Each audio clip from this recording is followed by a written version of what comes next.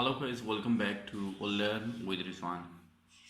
शुरू करते हैं हम अपना नेक्स्ट लेसन। फॉर्म की वैलिडेशन क्या होती है, तो शुरू करते हैं। औज़ु बिल्लाहि मिनश शैतानिर रजीम, बिस्मिल्लाहिर रहमानिर रहीम। और रब्बि इश्रह ली सदरी व यस्सिर ली अमरी वहलुल उक़दतम मिन लिसानी यफ़क़हू क़ौली। सदक़ल्लाहुल अज़ीम व सदक़ रसूलुहुन नबियुल करीम। अल्लाह रब्बुल इज़्ज़त से दुआ है कि अल्लाह ताला हमें इल्म नाफ़ी अता फ़रमाए और इस इल्म की बदौलत हम इस्लाम की, अपने वालिदैन की और मुल्क पाकिस्तान की खिदमत कर सकें। तो हम मूव करते हैं जी अपने लेसन की तरफ कि हमने काम क्या करना है। हमने करना ये है कि हमने एक नई फ़ाइल बनानी और फॉर्म की वैलिडेशन की तरफ हमने मूव करने के। फॉर्म की वैलिडेशन होती क्या है? फॉर्म की वैलिडेशन दरअसल क्या होती है? फॉर्म वैलिडेशन फॉर्म वैलिडेशन ये होती है कि समटाइम हम ये देखते हैं कि हमें फॉर्म मूव नहीं करने देता आगे, यानी कि कोई भी हम फॉर्म है वो फिल कर रहे होते हैं और उसके अंदर क्या होता है, हमें वो कहता है कि ये वाली इन्फॉर्मेशन पहले इंटर करें। लाइक हमें सिटी इंटर करना पड़ता है, तो सिटी इंटर करें और फिर आगे मूव करें। तो इस किस्म का जब कोई काम आता है तो उसको कहते हैं फॉर्म की वैलिडेशन। तो उसके लिए हम क्या करते हैं, फॉर्म का टैग यूज़ करते हैं। तो फॉर्म का एक्शन हमारे पास क्या है, हम कोई भी वेबसाइट लिख लेते हैं, like www.solutionsworld at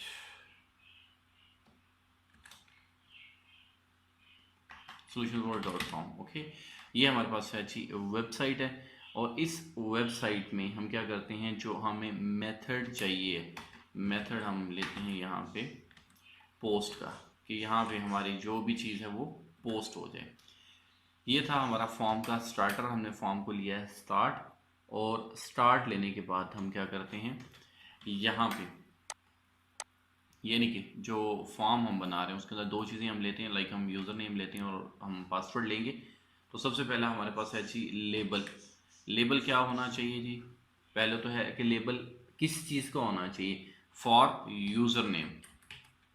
user name के लिए लेबल लगे।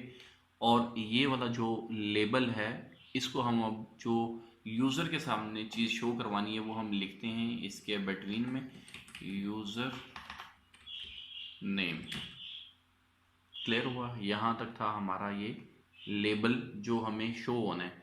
अगर हम इसके सामने यहाँ पे कॉलन लगाते हैं तो फिर ये कॉलन शो होगा, अदरवाइज ये शो नहीं होगा। जो भी चीज़ यहाँ पे हम लिखेंगे, हम पहले भी इसको पढ़ चुके हैं। उसके बाद अब हम लेंगे जी इनपुट, कि यूज़र से हमने इनपुट क्या लेनी है। इनपुट, उसमें क्या है हमारे पास, इनपुट की जो टाइप है वो है हमारे पास टेक्स्ट। और नेम के अंदर हम ले लेंगे यूज़र नेम, वहाँ पे वो इंटर करें। क्लियर हो गया? और आईडी वाला काम जो है हम पहले कर चुके हैं, तो यहाँ पे अभी ज़रूरत नहीं है। लेकिन यहाँ पे हमने लगानी है वैलिडेशन। वैलिडेशन के लिए हमें क्या एक एट्रीब्यूट यूज़ करना पड़ता है। वो कौन सा होता है जी? हमें रिक्वायर्ड का एट्रीब्यूट यूज़ करना पड़ता है। रिक्वायर्ड इक्वल टू रिक्वायर्ड, ये हमें डबल कोटेशन में लिखना पड़ता है, रिक्वायर्ड। इसका मतलब ये है कि अगर कोई भी यूज़र वहाँ पे यूज़र नेम की जगह पे अपना यूज़र नेम इंटर करे तो वो आगे मूव करवाए उसको, यानी कि फॉर्म नेक्स्ट पेज पे जैसा हम सबमिट पे क्लिक करेंगे तो सबमिट तब उसको करने दे अगर उसने यूज़र नेम इंटर किया हो या उसने पासवर्ड इंटर किया हो तो सबमिट। जैसे कि हम करते हैं कोई भी फॉर्म पे हम जाते हैं, हम वहाँ पे यूज़र नेम और उसके बाद पासवर्ड लिखते हैं, सबमिट करते हैं। मैं यहाँ पे अभी आपके सामने एक टेस्टिंग करवा देता हूँ आपको। लाइक हमने क्या किया, जीमेल पे हम जाते हैं, तो हम यहाँ पे लॉगिन करने की कोशिश करते हैं। हम कहते हैं कि एक न्यू लॉगिन हम करते हैं, तो ऐड अ न्यू अकाउंट, हम यहाँ पे अकाउंट इंटर करते हैं। साइन इन हम कर रहे हैं, तो अब यहाँ पे क्या है, हम कहते हैं यूज़ एन अदर अकाउंट। अब जो नया भी अकाउंट है, मिसाल के तौर पे मैं कहता हूँ SOLU solutions world 1 2 3, okay sorry this is मैं कहता हूँ solutions world 1 2 3, 1 2 2 या 1 2 3 हम कर देते हैं। हम इसको कहते हैं नेक्स्ट। अगर हम कुछ भी नहीं लिखते यहाँ पे, मिसाल के तौर पे, अब तो नेक्स्ट करेंगे तो मूव कर जाएगा ना। मिसाल के तौर पे मैं यहाँ पे कुछ भी नहीं लिखता और मैं कहता हूँ नेक्स्ट, तो वो क्या कह रहा है, फिर दोबारा से वो कहता है ईमेल और फ़ोन, इंटर एन ईमेल और फ़ोन नंबर यहाँ पे इंटर करें। तो अगर हम करेंगे तो मूव करेगा, नहीं करेंगे तो यहाँ से मूव आगे नहीं करेगा। इसको कहते हैं फॉर्म की वैलिडेशन। सेम हियर, हम अपना फॉर्म जो है उसकी वैलिडेशन अभी हम देखेंगे कि किस तरह से होगी। तो ये रिक्वायर्ड का मतलब यही होता है कि ये हर हाल में यहाँ पे ये पुट करेगा तो फिर ये मूव करेगा। क्लियर होगी बात यहाँ पे। तो यहाँ पे जो रिक्वायर्ड है उसको हम क्लोज कर देंगे कि यहाँ तक जो था उसको हमने किया क्लोज। अगर हमने को टाइटल दिया तो हम टाइटल मिसाल के तौर पे मैं इसको कहता हूँ ये क्लोज हो जाए, तो यहाँ पे ये हो जाता है क्लोज टाइटल। और उसके बाद मैं लगाता हूँ ब्रेक, चूँकि मैं ये चाह रहा हूँ कि मैं साथ ही जो है नेक्स्ट लाइन पे मूव करूँ। तो मैं नेक्स्ट जो है हमारे पास लेबल वो लगाना चाह रहा हूँ। नेक्स्ट लेबल मैंने कहा फॉर पासवर्ड। क्लियर हुआ।